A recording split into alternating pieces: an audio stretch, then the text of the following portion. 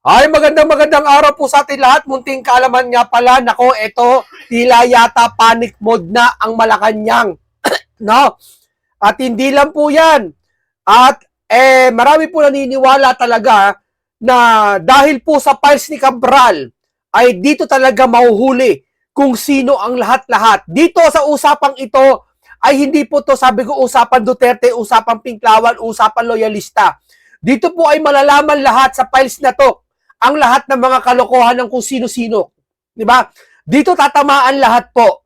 No? Marami po kasi kahina-hina dito. Ito po yung tatawag na sasabi nila na yung Cabral files na kung hindi sana nawala si Cabral o nahulog kuno o natulak kuno o nawala, no?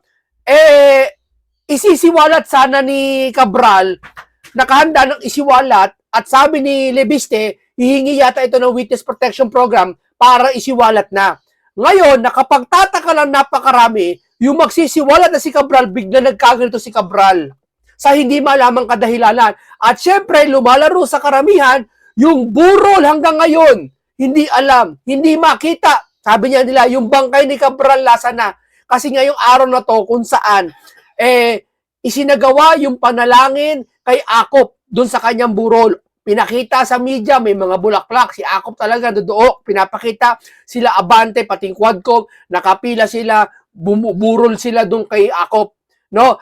Doon dapat natural sa isang namatay, lalo na Yusek, dapat ganito rin daw kay Cabral. Kaso wala. Ni wala media, wala daw eh. No? Kaya nga, ayon sa post dito ni Dr. Mata, mga mapapansin nyo sa post ni Dr. Mata, basahin natin.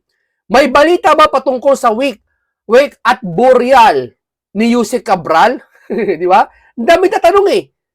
Di ba? Nagtataka sila. Oo, sige na, may investigasyon bago lumabas ngayon. Di ba? Ayon sa mga pulis na may scratch daw yung kamay ni Cabral. May gas-gas daw yung likod. Hindi daw ata nagpatihulog, nagpadaos-dos daw. No? Yun lumalabas kaya bumagsak doon sa bato, kaya yun ang ikanawala. No? Pero syempre, bago patunayan yon, ipakita daw yung muna yung burol o yung muka. Sabi niya, face reveal. Agad hindi nakikita yung face reveal, hindi sila maniniwala, sabi ng mga nasa comment, na si Cabral. Kasi madali daw sabihin na may scratch yun. Madaling sabihin na pinalabas na si Cabral yon. Hanggat hindi daw nakikita yung mismong katawan. Kasi parang ganito eh. Parang cellphone. Ay, meron akong ganitong brand ng cellphone. Kinukwento mo. May resibo ka, yun ang brand ng cellphone mo. Pero ang pinakagusto nila, makita nila unit. Paano ka makapagbebenta ng isang unit ng cellphone kung hindi makikita ng isang buyer? Patingin niya ako ng cellphone mo, binibenta mo. Hindi, ito sir, may resibo ko. Ito yung binibenta ko cellphone. Paniniwalaan ka kaya? Gusto niya makita yung cellphone. Diba? Ganon din po yung ngayon. Yung bangkay gusto makita po ng tao yung face reveal. No? Kasi pag ganito daw, duda. Kaya hindi mo masisisi itong si Belgica na ang pagkakasabi niya rito, mga kababayan, basahin mo natin ha, kaya siya hinulog sa bangin. Dito kasi, si Yusek Cabral ang kausap at may record ng lahat ng congressman at senador sa may insertion sa NEPGAAC. Alam niya kung sino at magkano ang nakuha sa bawat distrito at bawat isang miyembro ng Kamara at Senado. Basahin natin. Nagbigay ng mabigat na pahayag si dating Presidential Anti-Corruption Commission Chairman Greco Belgica kaugnay sa sinapit na yumaong DPW Secretary Maria Catalina Cabral na iniugnay niya umunoy mga record na budget insertion na hawak nito. Ayon kay Belgica, si Cabral ay pangunahing kausap ng pagtatago ng kumpletong talaan ng lahat ng kongresista at senador na may insertion National Expenditure Program. General Appropriation, kabilang mga pangalan ng eksaktong halagang nakatalaga sa bawat distrito. Si Yusek Cabral ang kausap at may record ng lahat ng congressman at senador na may insertion sa NEP at GAA. No? Gate Panic Belgica, alam umano ni Cabral kung saan, magkano at nakuha ng bawat distrito, pati ang bawat miyembro ng Kamara, Senado, impormasyon, anya lubhang sensitibo. Alam niya kung sino, magkano ang nakuha ng bawat distrito, bawat isang miyembro ng Kamara sa Senado. Dito iniugnay ni Belgica ang sinapit ni Cabral at mabigat na record hawak nito, isang paratang na malinaw niyang nilalahad bilang kanyang pananaw. Kaya siya hinulog sa bangin. Ayon sa dating anti-corruption, ang mga dokumentong inilabas ni Kong Leandro Lebisi ay totoo, ngunit pa kumpleto isa lamang At totoo, ngunit hindi pa kumpleto. Isa lamang itong summarized version na may malawak at may detalyong talaan. Yun ang records na nakuha nilabas ni Leandro Lebiste. Pero kulang summarized version ito. Dagdag pa ni Belgica, mas kumpleto at mas malinaw ang kopya ng mga record na ito at kung patuloy umanong hindi ilalabas o ipaliwalag ng gobyerno ang buong detatos, may panibagong pagbubunyag lalabas sa bagong taon. Meron mas kumpleto, mas malinaw na kopya nito na kung hindi lalabas, paliliwanag ito ng gobyerno, lalabas ito sa bagong taon. Dito naniniwala po si Belgica na hinulog sa bangin. Hindi naman niya sasabihin to no? Kung naniniwala siya sa puso niya na si Cabral ay nahulog lang. Hindi ka to termino niya, kaya siya hinulog. Ibig sabihin may naghulog. Sabi ko nga sa inyo, hindi ako naniniwala, personal, pasensya na kayo hindi ko, alam mo, chorya ko, sige, chorya na lang. Hindi ako naniniwala si Cabral ay nagpakatihulog o nagpadaos-dos sa bangin. Hindi. Ako po ay naniniwala may naghulog sa kanya sa bigat ng kanyang ilalabas, isisiwalat. Naniniwala ako. Hindi natin alam kung sino nga lang. Diba? Sa bigat po, pakiramdaman nyo po. Madali pong, maaring walang kinalaman si BBM dito. Wala rin kinalaman ng mga kung sino man. May isang, siguro, grupo na may kinalaman na madaling gumawa ng isang bagay. Halimbawa, sa bahay ko, no? Sa bahay ko. Halimbawa, sa bahay mo na lang, no? Dyan. Maglalagay ako ng mga props dyan. Yung magician niya, di ba? Nauuto tayo. Eto, sino may kakilala kayong magician? Sino lang? Si David Copperfield? Sino? Sino magician kilala nyo talagang sikat? Yung may Filipino magician, sino ba yung Singkit? Di ba naloloko? Ang magician kasi, isang entertainment yan. Pero naloloko tayo sa kanyang daya, preparasyon. Pati lahat ng kanyang props, naloloko tayo. Para lang matanghal, para masabing, ginawa niya yun na may walang daya. Pero siyempre, lahat ng magic may daya. Yeah? Ngayon, yun niya nagagawa niya. Di ba si David Copperfield, pinawawala yung elepante. Ang laki-laki nun. Paano nangyari yun? Huy, gulat ka, paano nangyari yun? Yung kotse, nawala, bigla. Yung tao, bigla lumitaw. Paano nangyari yun? Siya na nakakagawa nun. Eto, pwede tong storya ko, preparasyon. Na pwede mawala si Cabral, na ganun-ganun na lang. Para sa mga ito, may maprotektahan. Sa akin lang, storya ko lang, palaginip ko yan. Diba? Hindi kasi nakapagtataka eh. Lalo na yung burol, wala. Saan nakakita? Ngayon lang ako nakakita na patay, tinago yung burol. Hindi pwede pakita. Ngayon lang ako nakakita, first time in history. Sa buong buhay ko, kahit yung mga mummified nung sinaunang Egyptian history, ipinapakita ang burol nun. Ngayon lang ako nakakita, yung burol hindi pwede pakita. Pasensya na, kasi taong bayan ako, taxpayer ako. Di ba? Yung pinag-uusapan dito, taxpayer ng bayan, na kung saan nawawala. At si Cabral ang pinaka may alam talaga noon. Hindi siya isa sa may pinaka may alam. Di ba? Kaya hindi mo masisisi si Belgica ganito termino niya eh. Kaya siya hinulog sa bangin. Di ba? Kasi asaan? Di ba? Nagigets nyo ba? Ngayon, palasyo, panic na eh. Nagpapanik na sila. Bakit? Kasi ito, hindi mapigilan. Sabi ko nga sa inyo eh. Anong mali sa ginawa ni Lebiste ngayon? Sige. Ang dami nagko-comment, paiyak-iyak pa daw si Lebiste, drama-drama pa daw. Drama-drama mo, Lebiste. Talaga lang drama-drama. Ano may drama? Yung tao, kada isang araw, 3 beses nagpapapress con. 3 beses ini-interview siya sa kung saan media. Lumalabas siya, hinahayag niya, ito papel, ito interviewin niyo ako. Payagan niyo ako. Kung drama to, masusupot siya. O yung gobyerno na ayaw siyang intindihin para imbestigahan to. Sino dapat nagdadrama? Mali ba ang gobyerno ginagawa ngayon, hindi siya iniintindi? Akala ko ba transparency? Akala ko ba mag-iimbestiga lahat para matapos ito at mahuli na? Sabi pa nga, bago magpasko, may makukulong eh. Di ba? Wala naman sinabi siya kung big fish yung nakulong. Pero man lang, naniniwala kayo, big fish yung si Diskaya? Makakakilos ba siya kung hindi pirma ng mataas? O may hudyat ng mataas? Sige nga. O eto, naiintindihan niyo ba sinasabi ko? Ibig sabihin, ako hindi ko siya sabi, wala ako siya sabi sa sarili kong pananaw kay Cabral, hindi siya nagpakatihulog, hindi siya na-aksidente. Sa akin may maghulog. Sa susunod, magtotsorya ako sa inyo ng detalyado. Pero tsorya lang Wag muna ngayon, pero magmamasid tayo. O ngayon, kay Libiste. Walang naniniwala, Libiste, sinungaling ka. Hinahamon na nga kayo ni Libiste ngayon Imbestigahan nyo Kailan ba lumabas si Libiste? Yung pagkawala pa ni Cabral. Bakit kayong tahimik sila ngayon? Kung talagang peke si Cabral, dapat naglabas na yung otoridad. Libiste, mali ka, ito yung kopya namin, no? Ano yung pinagsasabi mo? Bakit may insertion ka? Ito yung totoong kopya. Bakit wala? Ba't wala? Ibig nyo ba sabihin, walang ginawa ang gobyerno ng mga budget? Ganyan kay Cabral, ginawa niya lahat yan. Ni Libiste, ginawa niya lahat yan. Sabi, walang kopya ang gobyerno? Meron, di ba? Ito yung kopya ng gobyerno. Halimbawa, ito kopya ng gobyerno. Ito kopya ng gobyerno. Ito yung kay Libiste, Ito yung kay Libiste. Ito yung kay Libiste. Sabi natin, peki ito. Ito, ilabas mo, ipakita mo. Para mapatunayan na peki ito. Correct? Ang ginagawa nila, hindi nila nilalabas to. Si Libiste na naglalabas ito. Tapos sabihin nyo, peki ito? Paano masasabing peki ang isang bagay, kung hindi nyo ipakita kung ano yung tunay? Dapat bago mo sabihin na ito ay kulang, dapat alam mo at meron kayo ng buo. Correct?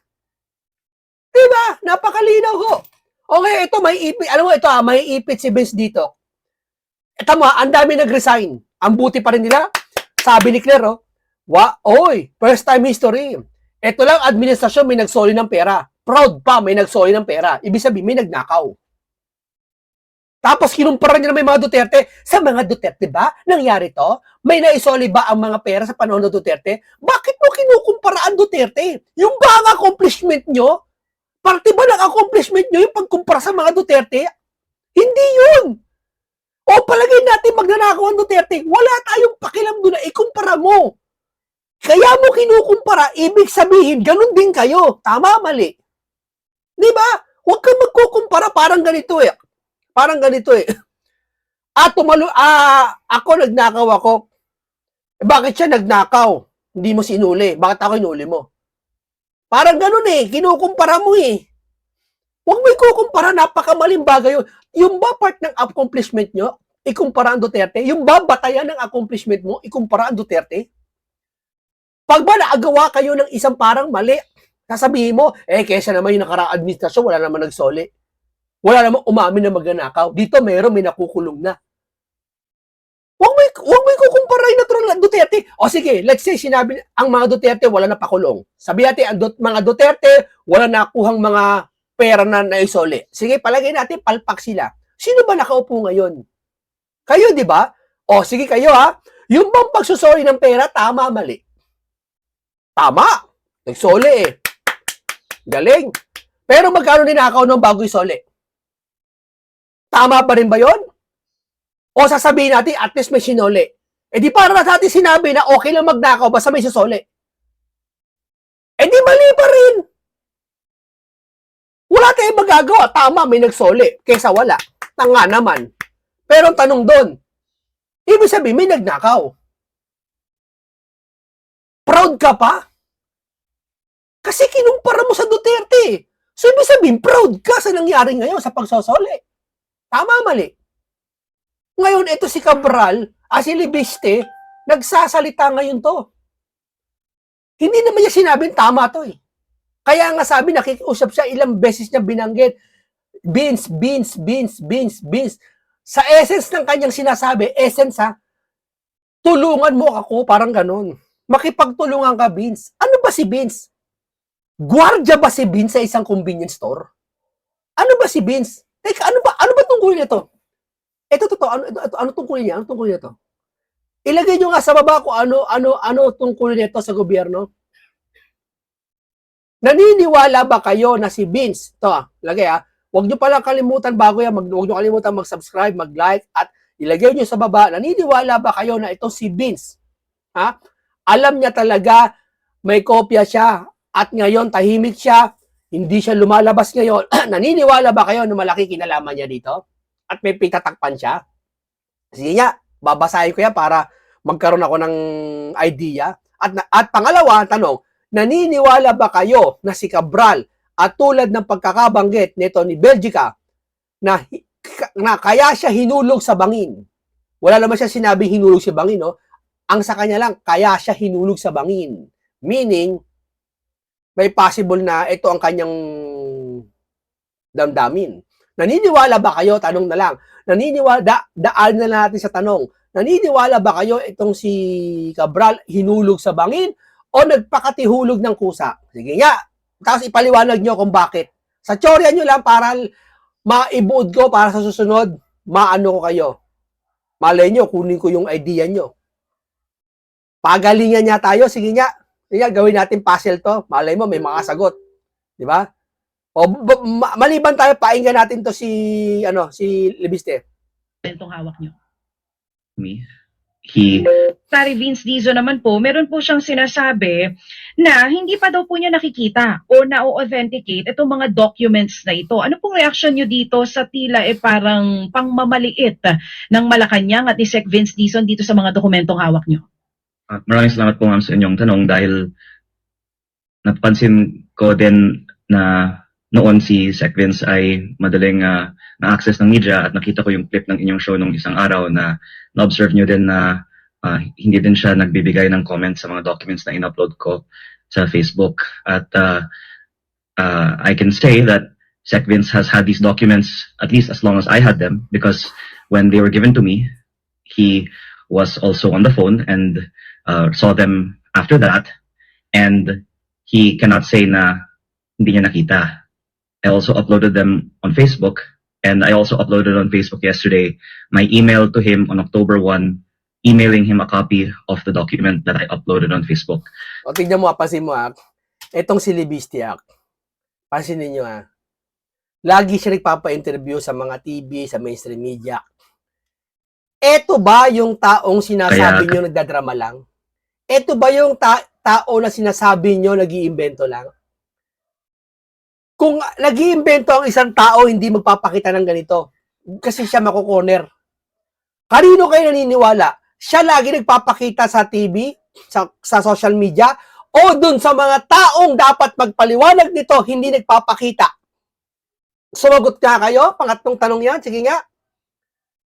Na dapat sila may authority na magpaliwanag nito. Hindi isang congressman doon sa Batangas, representative, kundi dapat yung YUSE. Kaya nga tinatanong ko sa inyo, ano ba trabaho nito? Ano ba trabaho nitong lalaking ito nasa gitna? Ano ba yan? Ang trabaho ba niya sumagot doon sa maling paratang ni Libiste? O sumagot ka at ipaliwanag mo rin kung bakit mali si Libiste? Ang alam ko, ang isang anak na pinalo. Pinalo mo yung anak mo. Sinasabi mo kung ano dahilan mo, ba't pinalo ka? At yung isang tao nagtuturo ng mali. At yung isang tao pala na nagtuturo ng tama, sinasabi niya kung ano yung mali. Para alam mo kung ano yung itatama mo. At yung isang bata na pinapalo ng magulang, paluin kita, dito ka nagkamali. Payag ka, papaluin anak mo na walang dahilan? Siyempre hindi, papaluin ka kasi nagkamali ka. Ito ganito ginawa mo. Para alam ng bata kung ano ginawa niya. Kahit sa matanda, pinagalitan ka ng boss mo. Papagalitan ka, payag ka, hindi mo alam kung ba't ka pinagalitan. Sabihin sa'yo, kaya kita pinagalitan kasi hindi mo nagawa yung accomplishment na pinapagawa ko sa'yo. Dapat deadline ngayon yun. Tama, mali. Eto, sasawayin mo si Libiste. Hindi ko inotonticate yan, hindi wala akong ginibigay. Sinaway mo siya, tama. Pero hindi mo sinabi sa kanya kung saan siya mali. Paano patunayan na mali si Libiste? Ilabas mo, ikaw DPWH, di ba? Ikaw, ano ba trabaho nito? Ikaw ang using, di ba? Ikaw sekretary? Sekretary pala. Sekretary ba to? Hindi ko alam Parang hindi Dapat inilabas mo kay Libiste. Libiste, ganito yan Hindi ko ino-authenticate yan, pero tuturo ko sa inyo. Magganto ka rin, mag-publish ka rin. May sarili ka sigurong Facebook O wala naman, may kapangyarihan ka naman ka-press con, di ba? Labas mo. Ito po ang totoo niyan, hindi po yung kay Libiste. Ito po. Ganun, napakalinaw. Promise ko sa'yo, Vince, kakampi ako sa'yo, ibablog kita araw-araw. Ilabas mo lang ang totoo. Pinangako ko na rin to kay Lacson eh. Oo. Ang sabi ko kay Lacson, titirahin ko, kahit ako ni Marcoleta, masa panig ako, titirahin ko si Marcoleta, itatakwil ko na araw-araw. Basta si Lacson, ipatawag niya lang si Tambaloslos sa Blue Ribbon. Ang ganda ng pusta ko. Mabigat ang pusta ko. Biruin mo, yung taong ayokong itakwil si Marcoleta, itatakwil ko. Basta nagawa lang ni Lacson, ipatawag si Tambaloslos doon sa Blue Ribbon. Kaya ako ginawa yun kasi bagay na imposibleng mangyari yun. Para kong sinabi na ang buwan susuntukin ko para sa'yo. Ganon din sana, ganon din ba, Vince? Yung sinasabi ko ngayon, na promise, Vince, ibablog kita araw-araw. Ilabas mo lang yung file na yan. Baka naman katumbas din ito na susuntukin ko ang Jupiter. Vince, ganun ba? Ganun po ba? Ay pagka ganun, alam nyo na, kayo na ang humatol.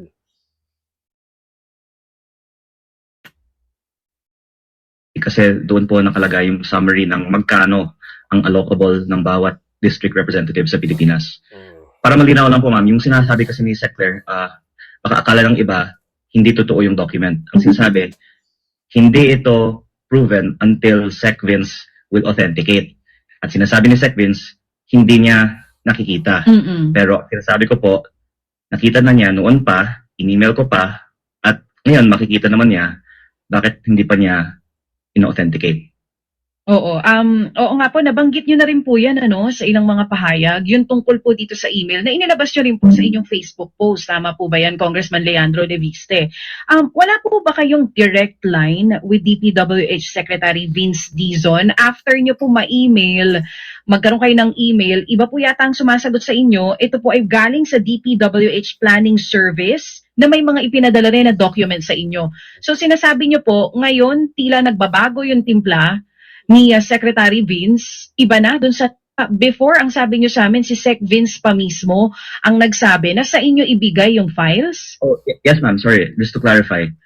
I have had many conversations with Sec Vince on September 4 when he told you Sec Cabral on the phone to give the files to me. After that, when he asked that I not release the files to the public because he will release the files to the public. O, tingnan mo kung may conversation man sila, ipakita ni Cabral, ni Libiste yan. Hindi bak itatanggi nila, ay hindi ako nag-chat niya, hindi ako. Ganyang kagarapalan na nga nangyari ngayon. Totoo, garapalan. Walang pinagkaiba doon sa nakita ko nga, nakukwento ko lagi, doon sa CCTV nagnakaw siya ng cellphone.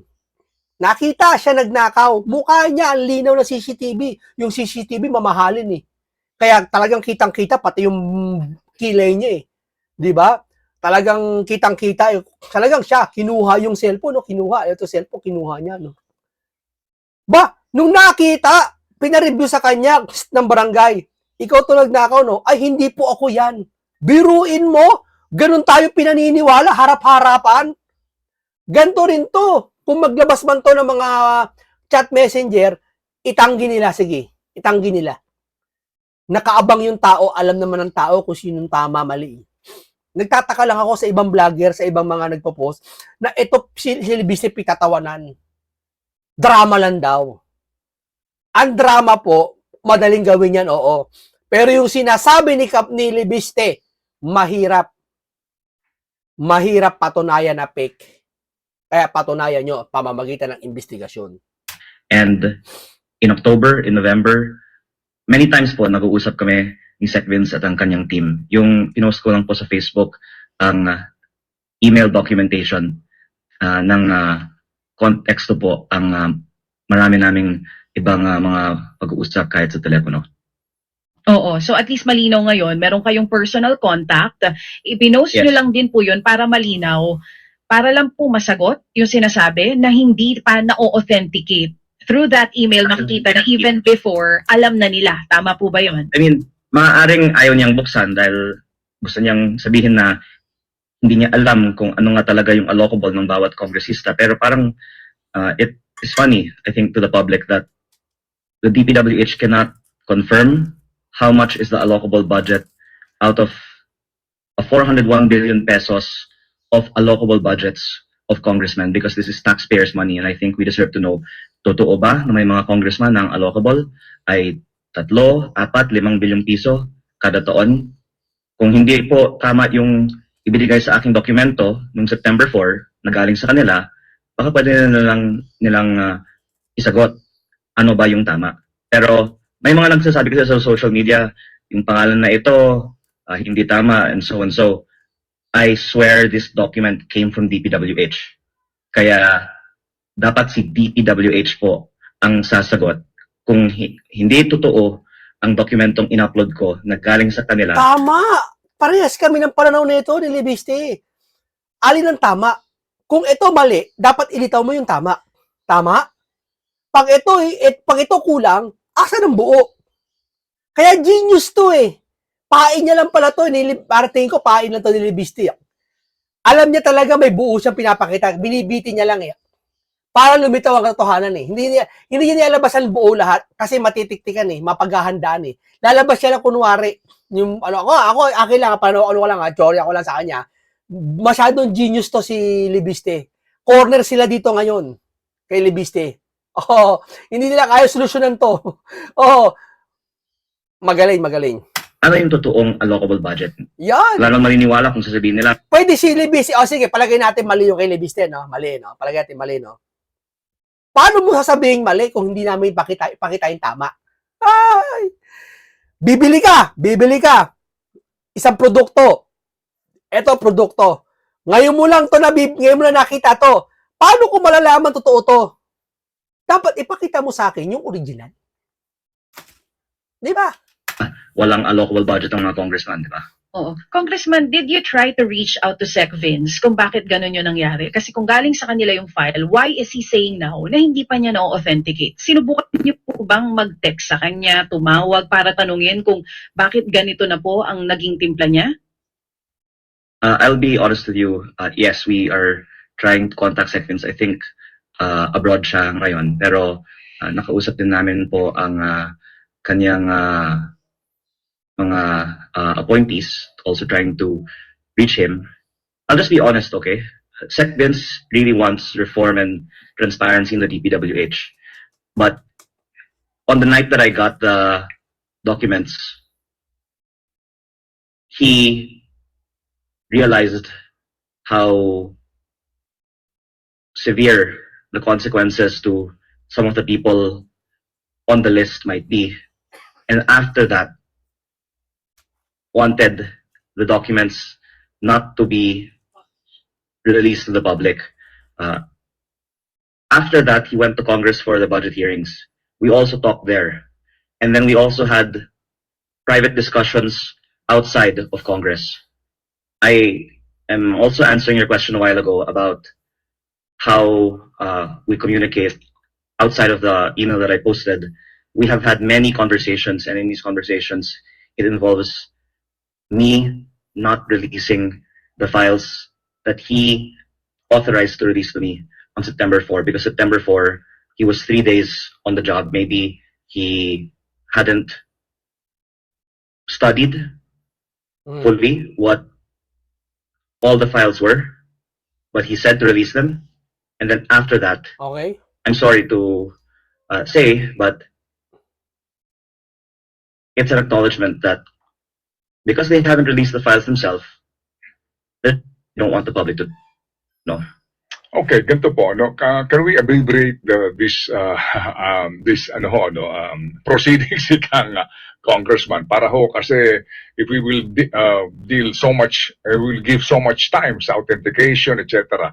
Baka ho maubos tong ating buong oras na nilaan sa interview na ito. Pwede ho natin i-simplify na lang muna. Opo. Itong dokumentong hawak po ninyo, ano ho ba ang irregular dito? Ano ba ang mga mali dito sa sinasabi yung mga files na ito? Pwede niyo ba munang isa-isahin ito, please? Yes, sir. Yung in-upload ko, ang summary, magkano ang allocable budget ng bawat congressman. At yung mas irregular, pag makikita yung mga detalye, ano yung mga project na naglalaman sa allocable budget ng bawat congressman, na malaking bahagi ay mga flood control project. Pero sa summary pa lang, ang nadoon yung halaga. Dapat walang irregular kung lahat naman yun ay napupunta sa mga public works na nakikita ng ating mga kababayan. Pero dahil ayaw ilabas ito at maraming mga nakiusap din sa akin sa Kongreso, Oktubre at Nobyembre, gusto ko sanang mag-privilege speech tungkol dito, nakiusap sa akin na wag at ilalabas naman ng DPWH in the proper time. In the proper time, kailan? Kailan?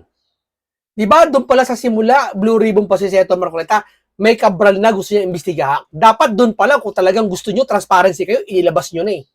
Tama, mali. Ang lulabas, ayaw ng mga kongresista, malaman ng publiko Kung hindi pa mamamatay si, ano, tuloy, mamamatay pa, tinulak yata. Kung hindi pa mawala si Cabral, hindi pa malabas to eh. Tapos tatanungin mo, kung kailan nawala si Cabral, saka mo nilabas. Natural!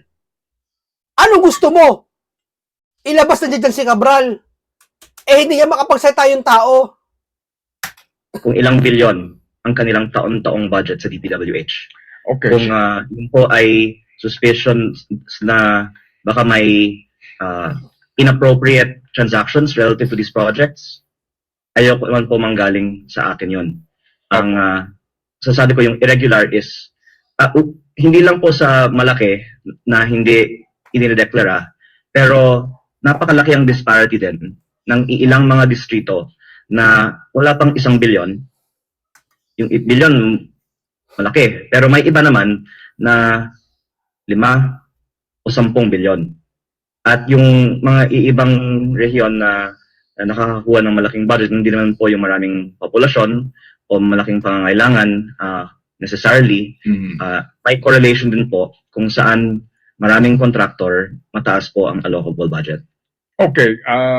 So, ang sinasabi po ninyo, ang irregular dito ay yung pong hindi wasto na paglalaan ng pondo sa bawat kongresista. Simply said. Ganun po yun. Ano po? Ano nyo? Tama? No. Yung lack of transparency Okay. na ayaw nila itong malaman at ito naman po ay dapat public information. At pangalawa, Tawa, public information yan. mas irregular pag malaman natin ang mga detalye na malaking bahagi po nito ay mga flood control projects. Baka kasama dito yung mga ghost at substandard na ngayon iniimbestigahan Okay. na hindi alam ng ombudsman sino ang nagpapondo kung hindi nila tignan ng listahan. Okay, sige po. So, ihiwalay natin itong kaninyo mga allocables sa mga congressman. Yung pong sinasabi na leadership fund o ito pong mga allocables sa mga hindi naman miyembro ng kongreso o mga cabinet secretaries, pwede niyo ho bang ibuhos na ito ngayon, itong mga impormasyon na ito? Sino-sino ho ba ang meron doon?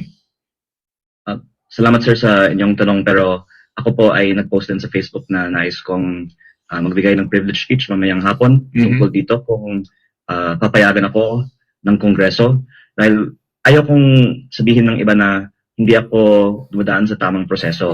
I hope they can see, pinakita ko ito sa ICI at Ombudsman nung Nobyembre at nanawagan ako at that time na gawing state witness si Yusek Cabral. Ngayon naman po, gusto kong privilege speech for the nth time sa Kongreso. At baka kung hindi ako papayagan, that's when I can say I've tried that channel, I can next. Pero si Senator Ping Lacson ay may ibinunyag naman na din po at pati ang ibang media outlet. At ang interesting fact is, iba yung source nila ng file. Hindi naman Sabihin, may files din sila. Etong sinabi ni Libby, tiyan mo pagmasdan natin si Boy Tago Baka interview siya, Boy Tago, totoo ba sinabi ni Libby? Ay, wala akong sinasabing ganun. Alam mo, garapalan itong magsinungaling itong mga to Garapalan magsinungaling. Sasabihin ba naman tao na matinong tao na may sasabihin ka, dapat pag sinabi na ikaw pinangalanan ka, katulad niyan, si Boy Tago pinangalanan niya, baka sabihin ni Boy Tago, ay wala akong sinasabi kay Libby ganyan. Tignan mo ubod ng sinungaling itong mga to po yun galing sa akin. Pero tugma ang sinasabi nila sa nasa file ko. Okay. Yun ay patunay na authentic ang mga files namin. Yan, Sige. yan Sino po ang sinasabi ko sa inyo. tumitigil Kung lahat authentic, lahat may kuha. Parang wala pinagkaiba yan kay Senator Marcoleta. Yung sinasabi nila na yung kay Gutesa daw, scripted daw yung affidavit. Si Marcoleta lang daw nakakaalam nun. Hindi binigyan sila action nun. Binigyan lahat ng ibang senador nun. Hindi sila makatanggay kasi talaga totoong binigyan sila ni Senator Marcoleta eh. Tapos paniniwala ng mga bugok na mga vlogger, anya, hindi totoo yan na binigay, ikaw lang mayroong kopya niyan. Ganyan na ganyan nangyayari ngayon. Kaya lawakan yung utak natin, lawakan yung utak nyo sa mga ganito. Okay, ito lahat, panaginip ko lang, opinion ko, teorya ko, paalam sa inyong lahat.